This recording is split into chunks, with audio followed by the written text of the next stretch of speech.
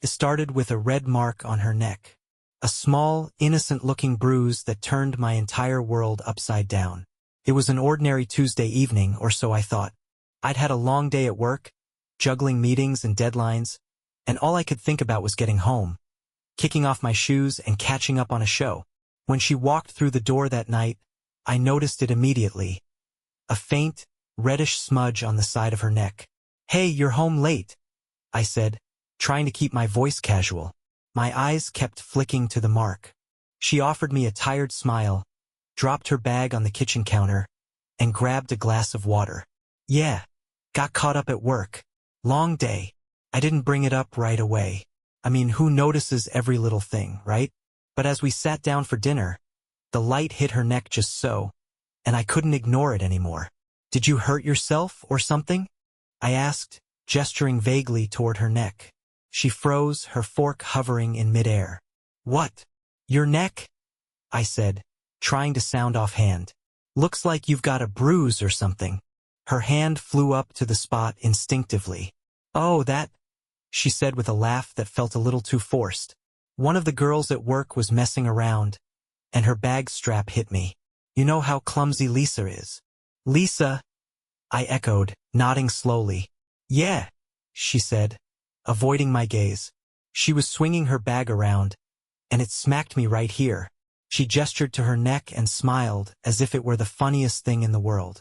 I wanted to believe her. I told myself I was overthinking it, that the mark really was just an accident. But that night, as she brushed her teeth and got ready for bed, I couldn't shake the nagging feeling in the pit of my stomach. The next day, I noticed she was unusually distant. Her replies were short, her laugh forced. At dinner, she was glued to her phone, her face lighting up with every notification. "Everything okay?" I asked. She blinked and set her phone down, flashing me an apologetic smile. "Yeah, sorry. Just work stuff." I nodded, but the uneasy feeling didn't go away. Over the next week, I tried to convince myself I was imagining things. Relationships go through ups and downs, I reasoned. Maybe she was just stressed or preoccupied. But then came the announcement. It was a Monday morning, and she was sipping her coffee, scrolling through her phone. "I have to go on a work trip," she said, setting her mug down. "A work trip?" I asked, surprised. "Since when do you travel for work?" "It's a last-minute thing," she said quickly. "A training seminar. They're sending me out of town for a week." I raised an eyebrow. "Where to?" Chicago," she said, barely meeting my gaze. "When do you leave?" "Next Monday," she said. "I'll only be gone for 7 days." Something about the way she said it set off alarm bells in my head. 7 days. That was a long time. I plastered on a smile. "Well, I hope it's a good seminar," I said. "Want me to help you pack?" She laughed lightly. "I'll manage. Besides, it's just work. Nothing exciting." The week leading up to her trip was strangely tense. She was distant but overly cheerful, almost as if she were trying too hard to seem normal. She'd spend hours on her phone, texting or scrolling, but she'd always put it face down when I walked into the room. Then, finally, Monday rolled around. I helped her load her suitcase into the car and gave her a hug at the door. "Have a safe trip," I said, my heart heavier than it had been in years. She smiled, kissed my cheek, and said, "Don't worry, I'll call you when I get there." And with that, she stepped outside, her suitcase in tow, and disappeared down the driveway. And so, she left for her business trip. When my wife left for her business trip, I didn't think twice about it. Everything seemed perfectly normal. She had packed her suitcase, kissed me goodbye, and promised to call once she arrived. I waved as her car disappeared down the street, telling myself this was just another week in the rhythm of our lives. There was no reason to expect anything unusual. The first night, I kept myself busy. I cooked dinner, caught up on a movie I'd been meaning to watch, and even cleaned up the garage, a project I'd been procrastinating on for weeks. The house felt quieter than usual, but I figured I'd hear from her soon. After all, she'd said she would call once she settled into her hotel. But the call never came. "It's fine," I thought, brushing it off. "Maybe she's exhausted. Traveling can be stressful." I sent her a quick text. Hey, hope you made it safely. Call me when you get a chance. I left my phone on the coffee table and waited. An hour passed, then another. I refreshed my messages, nothing. I checked my call log, just to make sure I hadn't missed anything. Still nothing. Maybe her phone died, I reasoned. Or she got caught up with her team. I tried not to dwell on it. It was only the first day after all.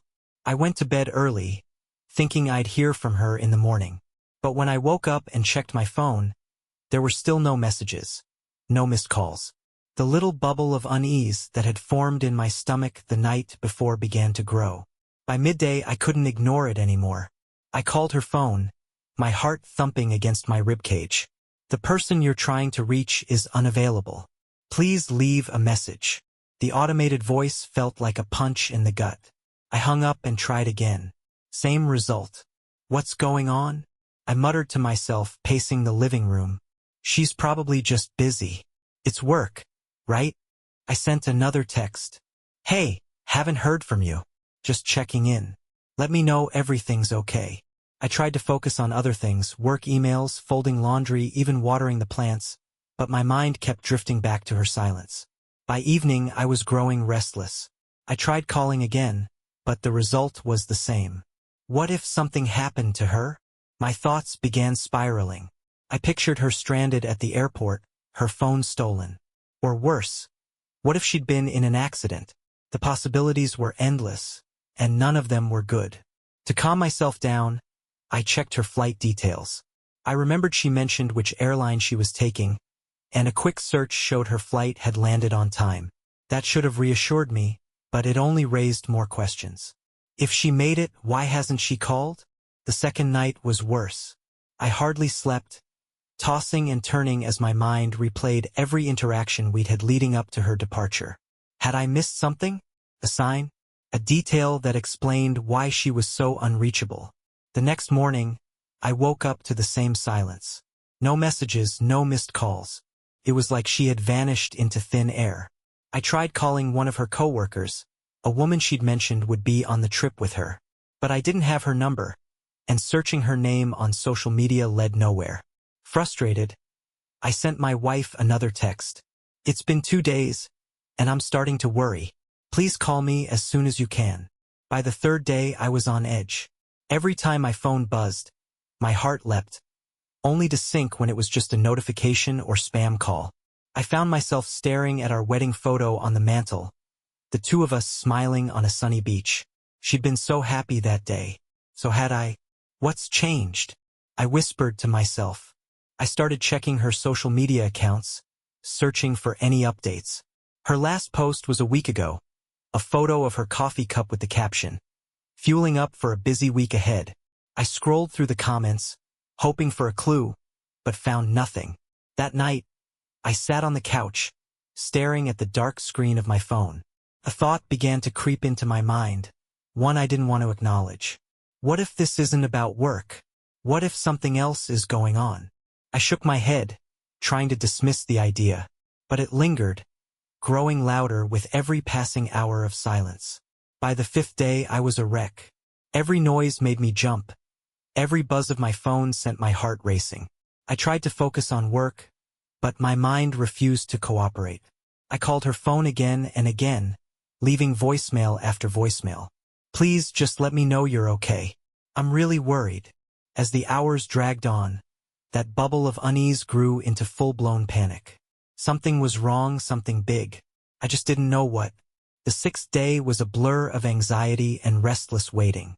By then, I had lost count of how many times I had paced the living room, checked my phone, or stared blankly at the clock, willing time to move faster. Every second felt like a lifetime. My mind was a storm of questions. Where was she? Why hadn't she called? Was she hurt? I imagined every worst-case scenario, from accidents to something more sinister. And then, just as I felt like I couldn't take another moment of uncertainty, I heard the sound of the front door creak open. It was her. For a moment, relief washed over me like a wave. She was home. She was alive. But that feeling lasted only a heartbeat before I truly saw her. Her clothes were wrinkled and stained, clinging to her frame like they were borrowed. Her hair hung in tangled strands around her face, and her eyes, red, swollen, and hollow, were barely recognizable. But it was the bruises that froze me in place. Purple and green splotches snaked across her arms, disappearing under her sleeves, and a dark shadow curled along her jawline. She looked like she had been through a war. What happened? I stammered, my voice barely audible over the pounding of my heart. She didn't answer at first. She simply stood there in the doorway, trembling. Her eyes darted around the room like she was searching for something, but they never settled. It was as if she was afraid to look at me. "Please," I said, my voice cracking. "Tell me what's going on." She took a step inside, her movements slow and hesitant, like she wasn't sure she belonged there anymore. Her lips parted, but no words came out. Finally, she sank onto the couch, burying her face in her hands. I sat down beside her, careful not to touch her. She flinched at even the slightest movement. And then, in a voice barely above a whisper, she began to speak. There was no business trip," she said, her words trembling with shame and fear. "I lied." I froze. 1,000 thoughts raced through my mind, but I didn't interrupt. Couldn't. "I went to see someone," she continued. "A man. Someone I've been involved with." I felt like the floor had dropped out from under me. My throat tightened, but I forced myself to stay silent. This wasn't the time for anger. "At first, everything seemed fine," she said, her voice cracking. "He was charming. He said all the right things, made me feel—" She trailed off, her gaze distant. "But as soon as I got there, everything changed." Tears began streaming down her face as she told me what happened. The man she had gone to see, the one she thought she could trust, had turned out to be a monster. He had taken her to his home, a small, decrepit house on the outskirts of a town she didn't even recognize. And once she was inside, he locked the door. "He wasn't the man I thought he was," she said, her voice shaking. "He was cruel, controlling. He wouldn't let me leave. He kept me in the basement. It was dark and cold, and—" She stopped, clutching her arms as if trying to protect herself from the memory. Her words painted a grim picture. The basement was a tiny, windowless space with a bare concrete floor and a single flickering light bulb. He wouldn't let her out except to use the bathroom or bring her scraps of food. And even then, he was always there, watching her. "He didn't hurt me," she said quickly, her voice rising in desperation, as if she needed me to believe her. "Not in that way. But he made sure I knew he was in control. He said he could make me disappear if I tried to leave. That no one would ever find me." She described the emotional torment, how he taunted her, called her names, and laughed at her fear. How he took pleasure in her panic, in the way she begged him to let her go. "I thought I was going to die there," she whispered. "Every hour felt like an eternity. I couldn't even cry anymore. I was too empty, too scared. I couldn't believe what I was hearing." The woman sitting before me was a shadow of the person I knew. Her eyes, once so full of life, were now clouded with pain and regret. "How did you get out?" I asked, my voice barely above a whisper. She wiped her eyes, her hands trembling. "He went out one morning," she said. "I don't know why. He never told me anything. But he left the door unlocked, and I just ran. I didn't even think. I just kept running until I found a gas station. A kind woman there called me a cab." Her words hung in the air like a weight. I didn't know what to say, what to feel. Anger, betrayal, pity. They all swirled inside me, threatening to spill over. But more than anything, I was struck by the sheer emptiness in her eyes. She wasn't just bruised on the outside. She was broken, hollowed out by an experience that no one should ever have to endure. For a long time we sat in silence. She stared at the floor, her hands clenched into fists, while I tried to process everything she had told me. My wife, the woman I had shared my life with, had been through something unspeakable. And now we were left to pick up the pieces. I didn't know if we could. I didn't know if I even wanted to try. But in that moment, All I could do was sit beside her, the weight of her story pressing down on both of us. I was in shock. At first, it was her betrayal that struck me. It felt like a bolt of lightning, shattering the foundation of trust one had built with her. The realization that the person I had trusted completely had gone behind my back was like a dagger to the heart. But even that pain paled in comparison to the anguish I felt hearing what she had endured. Her story, the terror she had lived through, and the humiliation she had suffered. It was overwhelming. A whirlwind of emotions swirled within me. Sympathy, heartbreak, fury, and a crushing sense of helplessness. I felt paralyzed, unsure of what to do or how to process the magnitude of everything she had just shared. And then, like a fire igniting in the pit of my stomach, anger began to burn through the fog of despair. It wasn't just anger, it was righteous fury. How dare this man not only manipulate her but also torment her in such a vile and inhuman way? How dare he think he could get away with it? The betrayal might have been personal, but what she endured was something no one should ever face. I couldn't stand by and let him walk free after what he had done. "We need to find him," I said, my voice steady and firm despite the chaos inside me. "We need to make sure he pays for what he did to you." She looked at me with wide, tearful eyes, a mixture of fear and uncertainty etched on her face. "What if he finds me first?" she whispered. "What if he tries to hurt us?" I placed a hand on her shoulder, trying to project strength even though I was terrified myself. "He won't," I said, my tone resolute. "We'll find him before he has a chance. And when we do, he'll never hurt anyone again." The first step was gathering information. She was reluctant at first, clearly traumatized by the experience, but slowly, she started to recount the details. She described his house, a small, run-down place on the outskirts of a town she couldn't name. She remembered little things: peeling paint on the walls, the smell of damp and mildew, the faint sound of a train in the distance. It wasn't much, but it was a start. I asked if she had seen any street signs or landmarks during her escape, and after a moment of thought, she mentioned a gas station where she had called for a cab. That was our first lead. The next morning, I called a private investigator. I didn't want to risk going to the police right away and tipping him off if they acted too soon. The investigator, a no-nonsense woman named Karen, listened carefully as I explained the situation. She asked my wife several pointed questions, taking meticulous notes. "Do you remember his car?" Karen asked. "Yes," my wife replied, her voice shaky. "It was an old blue sedan. The license plate had a dent in it, I think, and the back bumper was scratched." "That's good," Karen said, nodding. "Anything else? Did he ever mention his name, even a first name?" "James," she said after a long pause. "He said his name was James, but I don't know if that's real." Karen reassured us that even small details could be crucial.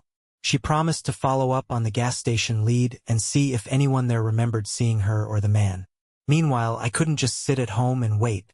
I started doing my own digging, combing through local news and online forums, searching for anything that might connect to her description. I even joined a few neighborhood watch groups on social media, posting vague inquiries about strange activities or suspicious individuals in the area. The process was painstaking. Days turned into a week, and every day felt like an eternity. My wife grew more withdrawn, haunted by the trauma she had endured. I could see the toll it was taking on her.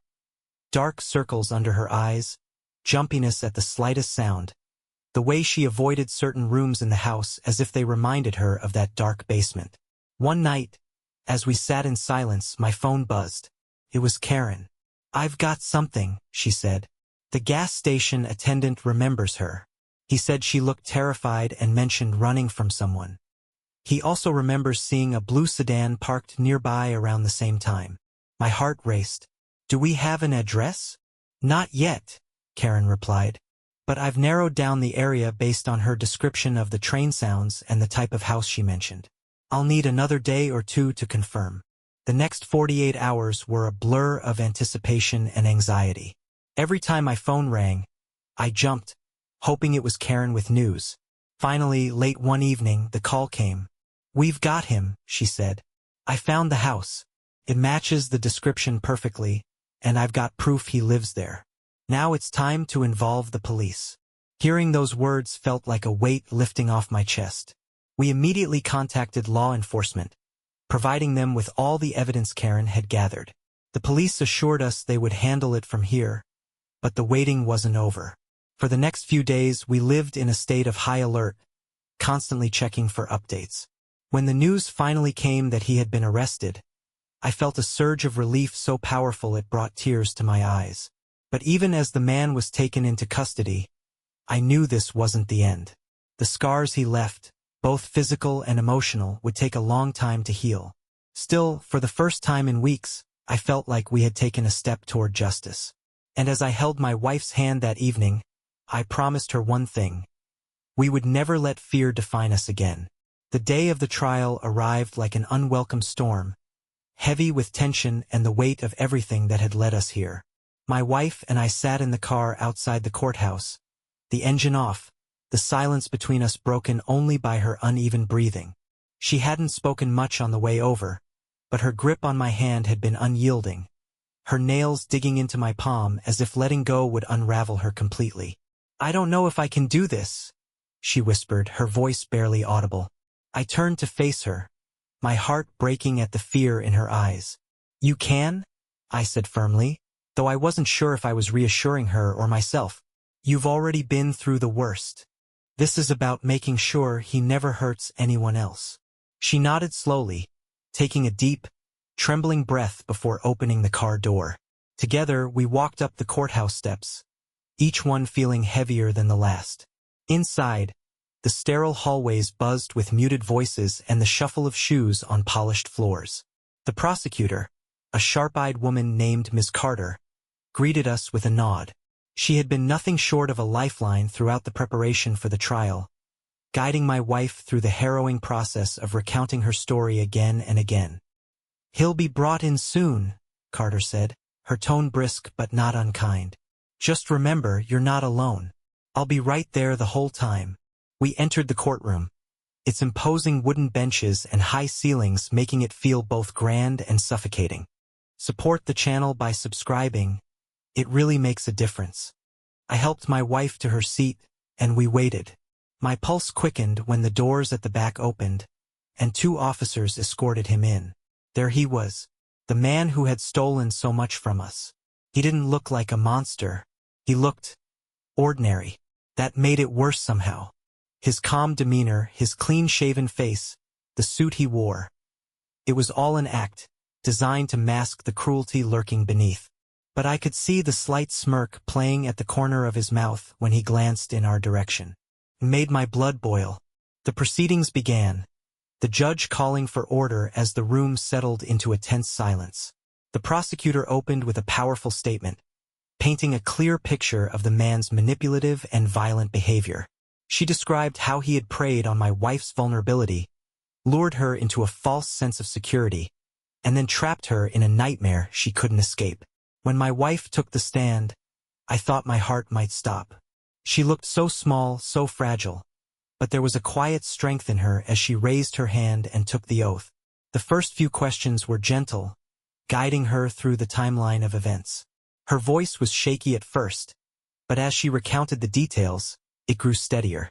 She described the house, the basement, the things he said and did to keep her in a state of constant fear. Her words were raw, unfiltered, and they cut through the courtroom like a blade. I clenched my fists, barely able to contain my rage as the defense attorney began his cross-examination. His questions were cold, calculated, designed to cast doubt on her testimony. "Why didn't you call for help sooner?"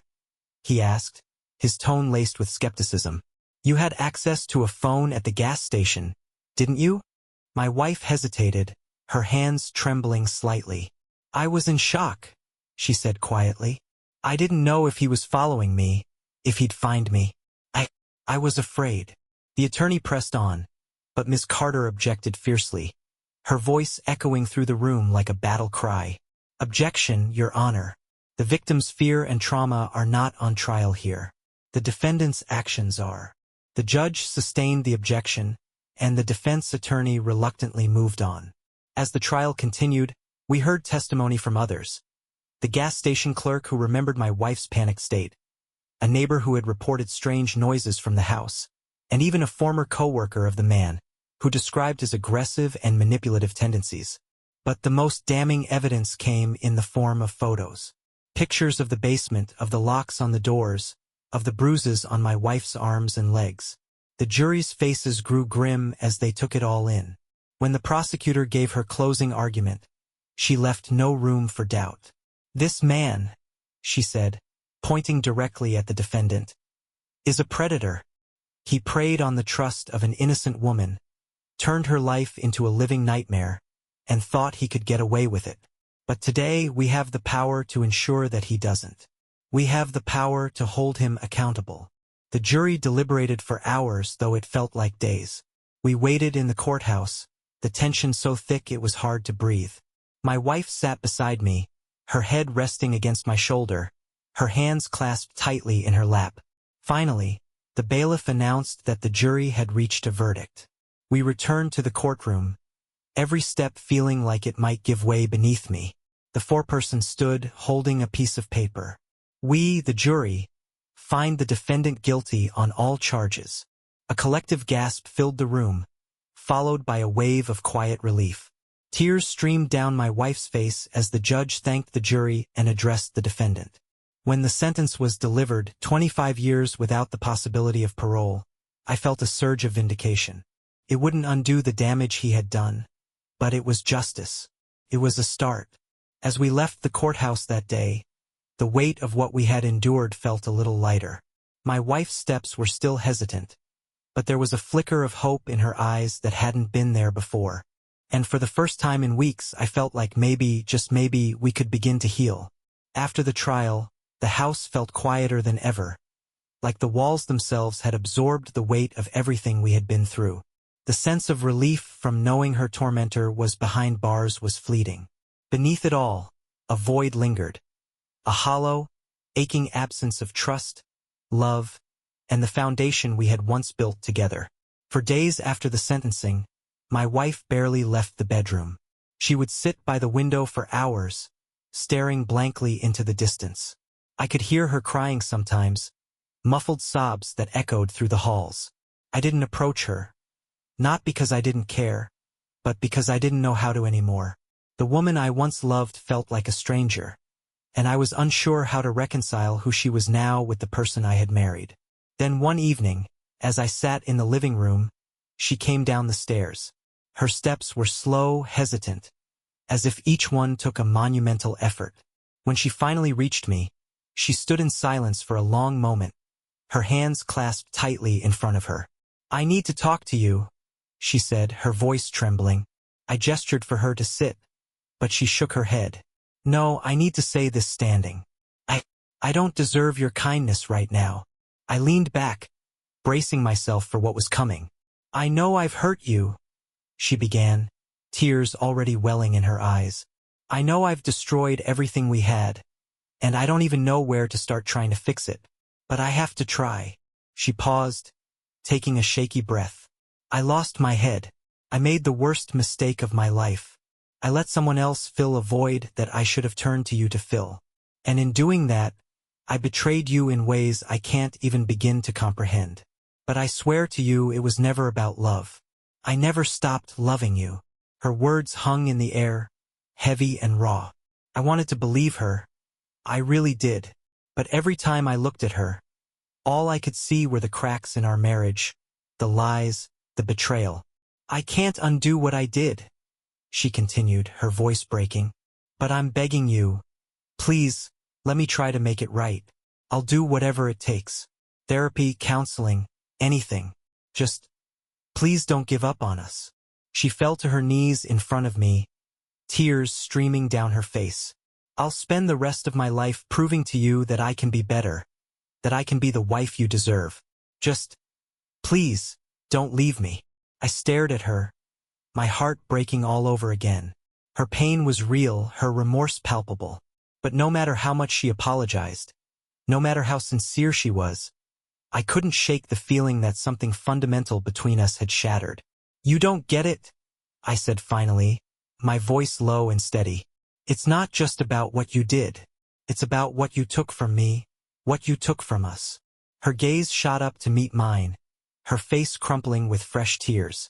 I trusted you, I said, my voice rising despite my efforts to stay calm. I believed in you. I gave you everything I had, and you threw it away.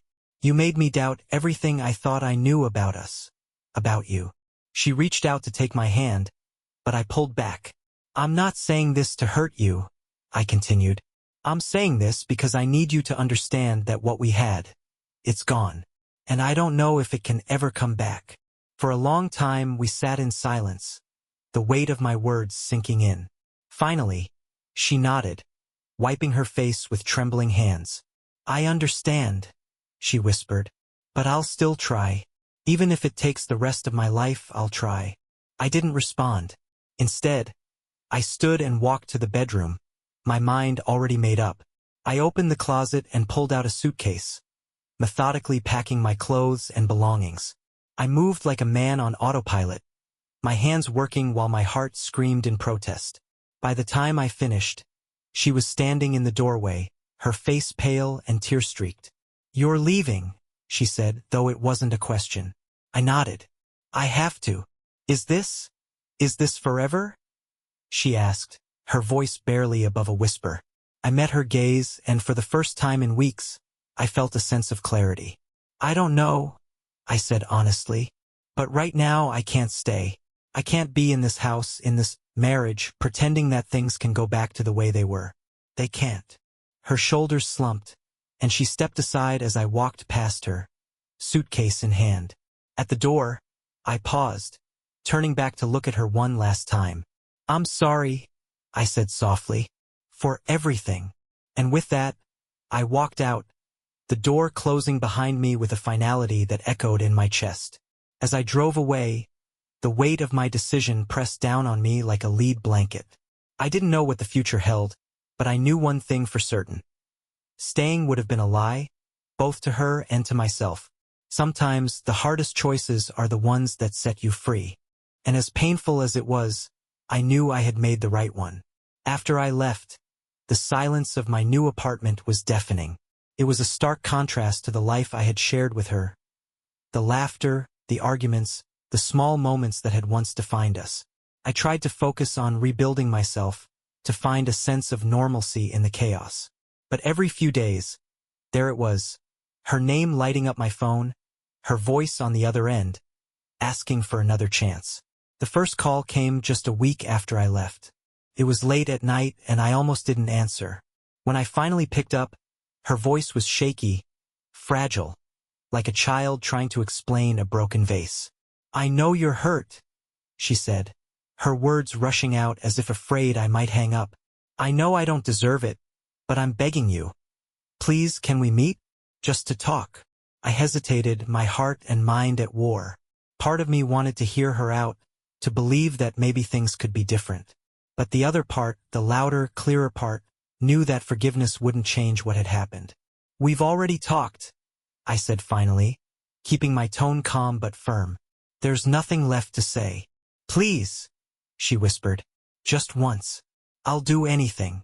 I sighed, the weight of her desperation pressing against me. I can't, I said simply before hanging up. The calls didn't stop. Every few weeks, she'd reach out again, her messages alternating between heartfelt apologies and tearful pleas. Each time, I'd brace myself, waiting for the flood of emotions her words always brought. And each time I told her the same thing. I couldn't go back. Months passed, and her calls grew less frequent, but her persistence didn't waver. One evening, she showed up unannounced at my apartment. I opened the door to find her standing there, clutching a bottle of wine and looking like a shadow of her former self. Her hair was unkempt, her eyes hollow, and her smile forced. I just wanted to talk, she said, holding the bottle out like a peace offering. I shook my head, stepping into the hallway to close the door behind me. You can't keep doing this, I said. It's not fair to either of us. Her smile faltered, and tears filled her eyes. I don't know what else to do, she whispered. I've lost everything. You were my everything. Her words cut deep, but I knew I couldn't let them sway me. "I'm sorry," I said, my voice firm, "but you have to find a way to move on." She nodded, defeated, and turned to leave. As she walked down the hall, I couldn't help but feel a pang of sadness for the person she used to be, for the life we had shared. After that night, the calls stopped. I thought she had finally begun to accept that our chapter was over. But then I started hearing things.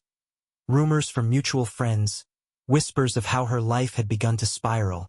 The first sign was her job. She had been a rising star in her field, always ambitious and hardworking. But after the trial and our divorce, she began missing deadlines, showing up late, and clashing with her coworkers. Eventually, she was let go. She wasn't the same after everything.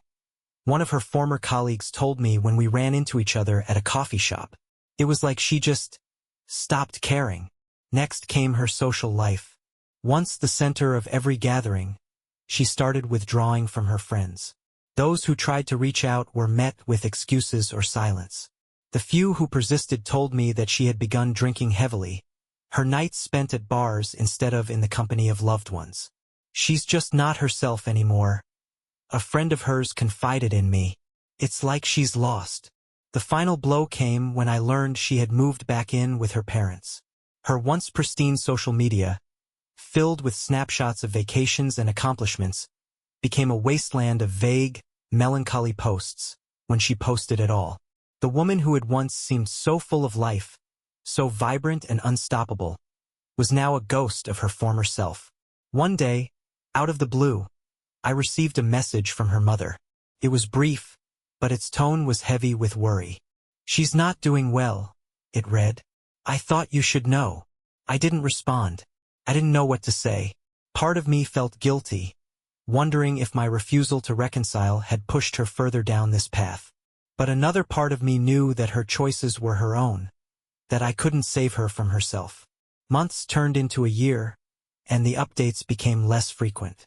Occasionally, I'd hear from a mutual acquaintance or see a passing mention of her online, but for the most part, she faded from my life entirely.